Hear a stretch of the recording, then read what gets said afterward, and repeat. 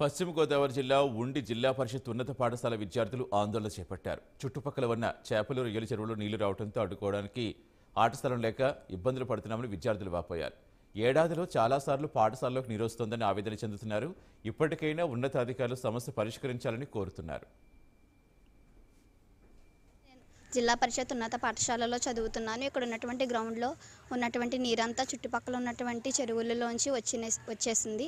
సంవత్సరానికి 7-8 సార్లు ఇలా నీరు చేరడం వల్ల మేము ఆడుకోలేకపోతున్నాము.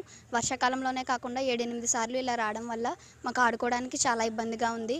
ప్రజాప్రతినిధులు, పై అధికారులు అందరూ మా సమస్యను పరిష్కరించాలని కోరుతున్నాము. అందరికీ నమస్కారం. నా పేరు కే శ్రావంతి. నేను చట్పేట్ హై స్కూల్ ఉండి ఉన్నత పాఠశాలలో చదువుతున్నాను. మా గ్రౌండ్ చుట్టుపక్కల ఉన్న చేపల చెరువులు, రైలు చెరువులు నీళ్లు వచ్చి మా గ్రౌండ్లో చేరడం వల్ల మాకు ఆడుకోవడానికి చాలా ఇబ్బందిగా ఉంది. చుట్టుపక్కల ఉన్న పిల్లలందరూ కూడా ఆడుకోవడానికి చాలా ఇబ్బందిగా ఉంది. కాబట్టి అధికారులు, ప్రజాప్రతినిధులు అందరూ మా గ్రౌండ్కి సమస్యని పరిష్కరించాలని కోరుకుంటున్నాను.